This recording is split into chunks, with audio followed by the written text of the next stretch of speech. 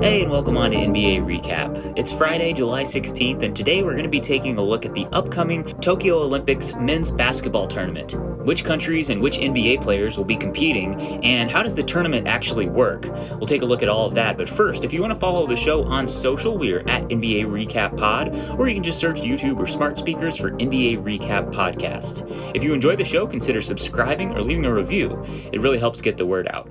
Alright, so starting off, we're going to take a look at the 12 teams that are actually going to be competing in this year's men's basketball tournament. Now, just a couple of weeks ago, we had our final 4 teams qualify via the Olympic qualifying tournaments that went on all simultaneously in Canada, Lithuania, Serbia, and Croatia. We already had a lot of fun basketball being played in those tournaments, some heartbreak to be sure, some teams that seemed like they should have qualified just missed the cut. So let's go ahead and run through the 12 teams that actually did make it, and I'll also include their current FIBA ranking. Oh, and one other thing, the 12 teams are divided into 3 groups of 4, Group A, Group B, and Group C. So starting off in Group A, we have the United States, currently ranked number 1, according to FIBA. We have France, ranked 7th, the Czech Republic, ranked 12th, who just qualified in the Canadian qualifying tournament, and Iran, currently ranked 23rd. Then in Group B, we have Australia, ranked 3rd, according to FIBA, Italy ranked 10th, and Germany ranked 17th. Both of those teams just qualified via the Olympic qualifying tournaments as well. And then rounding out Group B is Nigeria, ranked 22nd, who just defeated Team USA in an exhibition game in Las Vegas to much fanfare. And then in Group C, we have Spain, ranked 2nd, Argentina, ranked 4th, Slovenia, ranked 16th. They were the last one of the teams to qualify from the Olympic qualifying tournaments. And last but not least, we have Japan, the host nation, automatically qualifying, and they are currently ranked 42nd on FIBA's rankings. So definitely an interesting distribution of teams here, some noteworthy teams that did not make the cut. We have Serbia, probably the biggest upset, currently the 5th ranked team in the world, according to FIBA. They did not make it out of their own tournament. They were defeated ultimately by Italy in the final game of the tournament there in Belgrade. They did not have Bogdan Bogdanovic or Nikola Jokic playing, probably their 2 best players, but nonetheless, it was still an upset that Serbia misses out. We also have Greece, number 6 in the world. They are missing out. Lithuania, number 8. They were one of the host nations of the qualifying tournaments. They just missed the cut. And then there were plenty of other teams with NBA talent that just missed out. Croatia at number 14, Turkey 15, perhaps the biggest upset, Canada, the 21st ranked team according to FIBA. They had a ton of NBA guys on their roster despite being without Shai Gilgeous-Alexander and Jamal Murray, but they were knocked out in the semifinals of their tournament by the Czech Republic. So suffice it to say, there's a lot of good teams that are missing out on this tournament. But all that being said, we've got 12 really awesome teams here that are going to be competing in Tokyo. Starting off in Group A, we have obviously the United States, the prohibitive favorites. Despite some early struggles here in Las Vegas, these exhibition games have not exactly gone the way Greg Popovich would have envisioned, losing to Nigeria and then Australia. There's been a lot of ink spilled about whether or not it's the USA's fall or whether or not the rest of the world has just caught up, or maybe it's just a blip here. We shall see in a couple of weeks in Tokyo, but nonetheless, all that being said, the U.S. is still prohibitive favorites. They've got by far the best player in this tournament in Kevin Durant, perhaps the best player on the entire planet. So that certainly helps right off the bat. Then you've got a ton of other NBA stars: Damian Lillard, Jason Tatum, Zach LaVine, Draymond Green, Bam Adebayo, and then there's 3 players who are currently tied up with the NBA Finals, but who will be joining the team by the time the Olympic tournament gets underway in Devin Booker, Chris Middleton, and Drew Holiday. And rounding out the roster, we've got Jeremy Grant, Keldon Johnson, and JaVale McGee. Now, Jeremy Grant has been in the roster for a while now, but there's been 2 recent replacements in JaVale McGee and Keldon Johnson for Kevin Love and Bradley Beal. Bradley Beal was placed into the COVID health and safety protocols about a week ago, and he just recently officially has been ruled out, and so he was replaced, I guess, nominally by Keldon Johnson. So that is a big blow for the U.S., missing out on Bradley Beal's scoring. Obviously, he was second in the league last year in terms of points per game, behind just Steph Curry barely, and we know that he is one of the most dynamic scorers in the league, but frankly, I think the U.S. team should be able to cope just fine, considering all the other guys that they've got still on the roster who are offensively just incredible, and Damian Lillard, Jason Tatum, Zach LaVine and Devin Booker, so I think the U.S. should be just fine, but they will undoubtedly be downgrading from Bradley Beal to Keldon Johnson, who is obviously a Greg Popovich favorite as a San Antonio Spur. He's definitely a dynamic power forward, small forward, shooting guard. He's listed as a shooting guard, but really he plays power forward for the Spurs alongside DeMar DeRozan. He probably won't end up playing very much anyways, but he's a decent enough addition to the team. He's a really strong player considering his height. For the Spurs, he makes a lot of smart cuts into the lane, catching lobs and finishing down low. So a decent addition for the team there in Keldon Johnson, but they will obviously miss Bradley Beal. And then JaVale McGee is replacing Kevin Love. Kevin Love apparently did not feel all the way healthy, and so he withdrew himself from the roster, and so they quickly replaced him with JaVale McGee, and obviously they are very different players. Kevin Love, first of all, brings the experience to the team. He was one of the veterans, and obviously he is a three-point shooter. That would have been useful to stretch out some of those big lumbering centers for some of those other teams, but he will be replaced by JaVale McGee, who is definitely more of a traditional center, and frankly, I don't think it's much of a downgrade at all. In fact, I think it might be an upgrade. Despite the lack of shooting from JaVale McGee, he is so much more in his prime athletically than Kevin Love. Kevin Love is so washed right now, and there was several guys that could have replaced him. And frankly, I'm surprised that they went with JaVale McGee, because you could have gone with Jared Allen or Mitchell Robinson or really any number of young centers in the league right now. But they went with JaVale McGee, who is himself a veteran like Kevin Love. Now, he is not a veteran for Team USA. I don't think he's played in any international tournaments for the U.S., but he is a veteran of the NBA. He knows all these other guys, and he will be able to bang bodies down low with all those other international bigs just as well, if not better, than Kevin Love. Although, all that being said, he probably won't end up playing very much anyways. So anyways, just to recap, our roster once again is Bam Adebayo, Devin Booker, Kevin Durant, Jeremy Grant, Draymond Green, Drew Holiday, Keldon Johnson, Zach LaVine, Damian Lillard, JaVale McGee, Chris Middleton, Jason Tatum, and of course we've got Greg Popovich at head coach. Despite the fact that there are obviously numerous star players that chose not to play, and Steph Curry and LeBron James, and I could go on, but, obviously the U.S. has more basketball talent than it knows what to do with, but nonetheless, we still have a very strong roster here, and if they can get their act together, they should be heavy favorites for the gold medal, despite their recent struggles. Now, that being said, there is a portion of this tournament that is single elimination, and we will get into the structure of the tournament in just a moment, but anytime you're in a one-game scenario where if you lose, you're out, it is really dicey, and even the superior team can be knocked out. So, although the U.S. is definitely prohibitive favorites, it is not a fait accompli that they will end up with the gold medal. We shall see how it all unfolds. It's going to be really exciting, and things are getting underway on Sunday, July 25th. And we will break down the schedule in just a moment as well. But let's continue through the rest of the teams here. So in Group A, again, we have France, and they are, of course, led by Rudy Gobert. But they've also got Evan Fournier, Nick Batum, Timothy Luwawu-Cabarrot, Gershon Yabusele, Vincent Poirier, and a couple of other former NBA guys as well. So definitely a talented roster there for France. They are a little bit underrated, I would say, being ranked 7th right now by FIBA. They are definitely one of the top teams in the world, to be sure. We've also got the Czech Republic, obviously led by Thomas Satoransky. He is pretty much the only NBA guy on their roster, but they played very well in the Olympic qualifying tournament, and they should not be discounted.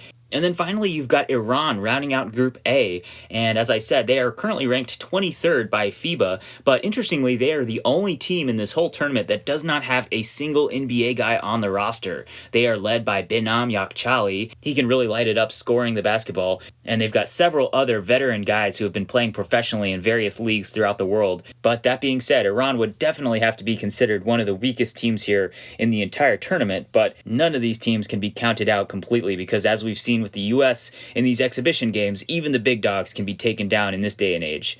All right, so moving on to Group B, this is probably the weakest group of the three. We have Australia, the third-ranked team right now, according to FIBA, led obviously by Patty Mills and Joe Ingles. They've obviously got several other NBA vets on the roster as well, Matthew Dellavedova, Aaron Baines, and a couple of young guys from the NBA as well, and Matisse Thybulle and Josh Green of the Dallas Mavericks. So definitely some talent on this Australian roster, and of course the rest of those guys are all pros in the Australian League and several other leagues around the world as well. So the Australian team is certainly formidable. One player that is not on the team is Ben Simmons. He was originally listed as one of the 24 athletes in contention for the squad, but he eventually pulled out because he supposedly wanted to work on his game in the offseason. So Perhaps fortunate or unfortunate, depending on your perspective on Ben Simmons, that the Australian national team will not have him, but nonetheless, they are one of the most talented teams in this whole tournament. You've also got Italy in Group B, currently ranked 10th according to FIBA, and they had that rousing qualifying tournament victory in Serbia over the host nation. Perhaps a bit fortunate that they didn't have to face Nikola Jokic and Bogdan Bogdanovic, but nonetheless, a win is a win. And they got some really exciting play from the young player, Nico Mannion, the rookie from the Golden State Warriors, played really well and led the team to victory in that final game in Serbia. And they also got a couple of solid contributions from some non-NBA guys in Achille Polonara and Simone Fontecchio. And they've also got another NBA guy, Nicolo Melli.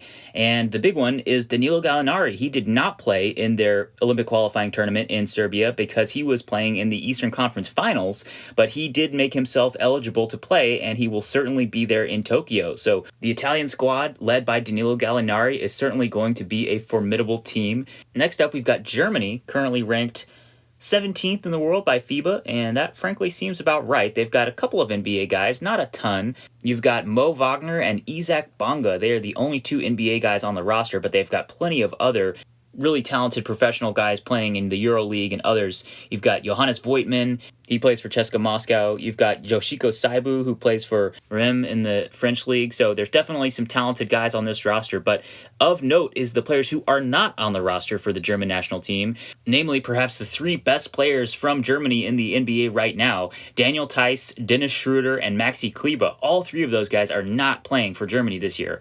Dennis Schroeder belatedly, after they qualified for the tournament, said, hey, I would play, but I think everybody was kind of like, hey, man, you missed your chance. It's too late, and we've already got our squad. So unfortunate for the German team that we won't see all those NBA dudes, but nonetheless, a talented team, and they played really well to make it to the Olympics in the first place. And then finally, rounding out Group B, we have Nigeria. And this is a really interesting squad because they've got a ton of NBA guys on the roster. And it's perhaps a bit surprising because some of the guys that are on the roster weren't even born in Nigeria. They were born in America, but their parents are Nigerian, and therefore they are eligible to represent Nigeria, and they decided to do so relatively recently. But nonetheless, it is an exciting thing whenever you get a bunch of NBA guys on some of these lesser-known teams. And so throughout this roster, we've got a ton of NBA guys, perhaps no superstars necessarily, but nonetheless, hardcore NBA fans will recognize. You've got Chimezie Metu from the Sacramento Kings, you've got Josh Okogie of the Timberwolves, Gabe Vincent and Precious Achiuwa, both of which come from the Miami Heat, as well as KZ Okpala, three young guys there from the Heat. You've also got Jordan Nwora and Jaleel Okafor and Mie Oni of the Utah Jazz, so really just stacked roster here for Nigeria with NBA guys, and they of course played very well in these exhibition games, the game in which they defeated the U.S. You got some really solid play from Precious Achiuwa and Gabe Vincent, the Miami Heat guys. So a really interesting roster here. And they've got several other guys that are on other professional teams from around the world. So it'll be really interesting to see if Nigeria can make any noise in this tournament. And of course, they also have Mike Brown at head coach. Like I said, they don't really have any stars on this roster necessarily, but I would say pound for pound, they've got just as much talent as, say, the German team. So it'll be really exciting to see if Nigeria can make anything happen in this tournament as the sole representative from Africa. All right, and then finally we can move on to Group C, where we have Spain leading the way, the number 2 team in the world right now, and they are, of course, led by plenty of NBA guys. You've got Ricky Rubio, Juancho Hernan-Gomez, both of whom come from the Minnesota Timberwolves. You've also got the other Hernan-Gomez, Willie Hernan-Gomez, who played very well in the second half of this recent NBA season from the New Orleans Pelicans. You've also got the Gasol brothers, Pau and Mark. Despite both being up there in age, to say the least, they are both going to be playing. And then you've got several other veteran dudes who have been in and out of the NBA but have been stars in the EuroLeague, and Sergio Rodriguez, Sergio Yul, Rudy Fernandez, Victor Claver, Alex Abrinas, just a lot of guys on this roster who are talented professional players. So despite maybe not having one superstar player to point to, this Spain team is just really stacked and could certainly go all the way and give any team a run for their money. And that is definitely evidenced by the fact that they are number 2 in the entire world right now. Next up in Group C, we have Argentina, who are ranked number 4 in the world. they are in a similar boat to Spain, which is to say they have a lot of really talented professional guys on this roster, but maybe not one star player that you can point to. Probably their most noteworthy player would be Facundo Campazzo, considering his stellar rookie year in the NBA. And then they've got several other guys who are either currently in the NBA or have been in the NBA recently, in Gabriel Deck, Nicolas Laprovitola, Leandro Bolmaro, Nicolas Brusino, and then of course the old veteran Luis Scola in his age, I think he's 39 or 40, still leading this Argentina team, at least in spirit. And so they are obviously not a team that you can overlook. And so moving on, in Group C, we also have Slovenia, currently ranked 16th in the world, but the big name, obviously, is Luka Doncic, perhaps the best or second best player in this tournament outside of Kevin Durant. He will obviously be leading the way for Slovenia like he did in their Olympic qualifying tournament, which they won in Lithuania, defeating the host nation in the finals, 96-85, getting a huge triple-double, 31, 11, and 13 from Luka Doncic in the process. So they are obviously a team that could make some noise. They're not the deepest team, obviously, outside of Luka Doncic. Goran Dragic is not playing for Slovenia, so that definitely hurts their depth. But they do have Goran's brother, Zoran. He was really solid for Slovenia in their qualifying tournament. And they also have Vlatko Cancar of the Denver Nuggets at small forward, power forward. So pretty slim pickings there on the roster in terms of big-time talent outside of Luka Doncic, but given his transcendent talent, he might just be enough for them to go all the way, or at least give any team a run for their money. We shall see. And then finally, the last team rounding out Group C is Japan, the host nation. They automatically qualified, and they are all the way down in 42nd in terms of the FIBA rankings, so clearly they would probably be considered the weakest team in this tournament. But that being said, they do still have some NBA talent on the roster. Obviously, the big name is Rui Hachimura, the young player from the Washington Wizards. He had a really solid playoff debut. Despite not scoring a ton of points, he was a little bit overshadowed by Russell Westbrook and Bradley Beal, but he was really efficient in the playoffs, and frankly, I thought they should have been feeding him more because he was shooting extremely well. So I would not be surprised at all if we saw a huge tournament from Rui Hachimura leading the way for Japan. They've also got Yuta Watanabe, who had a breakout season himself on the Toronto Raptors, coming off the bench and providing a spark of energy, so I would not be surprised at all if Hachimura and Watanabe led this Japanese team to some upsets. Of course, not to mention the fact that they have home court advantage. Okay, so that's it. Those are the 12 teams. Once again, we've got the US, France, Czech Republic, and Iran in Group A. In Group B, we've got Australia, Italy, Germany, Nigeria. And then in Group C, we've got Spain, Argentina, Slovenia, and Japan. And so next up, we can move on to the actual tournament, how it's structured. It's a pretty similar format to what it has been in the past. It's slightly different this year, but anybody who has followed any sort of big sporting tournament like this before should be familiar with the setup of the group stage followed by the knockout stage. So it's very simple. You basically just play all three of the other teams in your group once. So by the end of the group stage, all 12 teams will have played 3 games against their opponents in their group, and then the top 2 teams from each group will automatically advance. That'll be 6 teams. But there's going to be 8 teams overall in the quarterfinals, so then 2 more teams will get to advance, and those will be the 2 best third-place teams. So if you lose your first or second game, you're not necessarily out automatically. There can be 3 teams from a group that advance. In fact, there will be 2 third-place teams that will advance, and so we'll have 8 teams altogether moving on to the quarterfinals. At that point, there will be a random draw. There's no more seeding at that point, and the 8 teams will be matched up. So they will all play for the quarterfinals. The winners will move on to the semifinals. The 4 teams in the semifinals will play, and the 2 winners will move on to the gold medal game. The 2 losers will move on to the bronze medal game. So on the final day of games, we will have the same 4 teams from the semifinals, but the winners will be playing for the gold medal. The loser of that game will get silver, and then the winner of the bronze medal game will get third place. So that is how the tournament is structured. But lastly, we can move on now to the schedule. We have all of the games in the group stages already laid out on the calendar, so we can go through all of that, plus the quarters and the semis and the finals. So it all gets underway on Sunday, July 25th. There is a little bit of confusion here with the time difference, so it's actually going to be Saturday the 24th if you're in America watching, but in Japan it's going to be Sunday the 25th, and we've got 4 games on that first day. Starting off, we've got Iran taking on the Czech Republic. We've got Germany taking on Italy. We've got Australia taking on Nigeria, and the big one on day one, we've got France taking on the United States. That's going to be a big game on the first day of action. Then the next day, Monday the 26th, we have Argentina taking on Slovenia, and Japan, the host nation, taking on Spain. Then Tuesday the 27th, we have off. Wednesday the 28th, we have another 4 games. Nigeria takes on Germany, the US takes on Iran, Italy takes on Australia, and the Czech Republic is facing France. And then on Thursday the 29th, we have 2 more games. Slovenia takes on Japan, and Spain takes on Argentina. Then on the final round of group stage games, we have Friday the 30th off. Then on Saturday the 31st, we have Iran taking on France, Italy taking on Nigeria, Australia takes on Germany, and the US takes on the Czech Republic. And then the last day of the group stage is Sunday the 1st of August, and we have Argentina taking on Japan and Spain taking on Slovenia. So then following all of that, we have another day of rest on Monday, the 2nd of August. Then on Tuesday, the 3rd, we have our quarterfinals. All 4 of those quarterfinal games will take place on Tuesday, the 3rd. Then there's another day of rest on August the 4th. Then on Thursday, the 5th, we have the semifinals. Friday, the 6th is off. And then Saturday, the 7th of August is the finals, the gold medal game and the bronze medal game. So just like that, within 2 weeks, the entire tournament will be over. It's a lot of basketball going on. It's basically throughout the entire length of the Olympics. And we will be recapping all of it. Every day we will be recapping the action from the day before. It's going to be a lot of fun. Will the U.S. be able to take gold, or will they get upset along the way? Will one of these other talented teams that has never medaled in the Olympics, like Australia or Slovenia, finally make it to the top 3? It is going to be really exciting. We shall see how it all unfolds. As I said, it all gets underway on Sunday, July 25th. All right, and so with that, we are done for today. So thank you so much for tuning in. If you want to follow the show on social, we are at NBA Recap Pod, or you can just search YouTube or smart speakers for NBA Recap Podcast. We'll be back after Game 5 of the NBA Finals on Sunday morning. Until then, thanks for tuning in.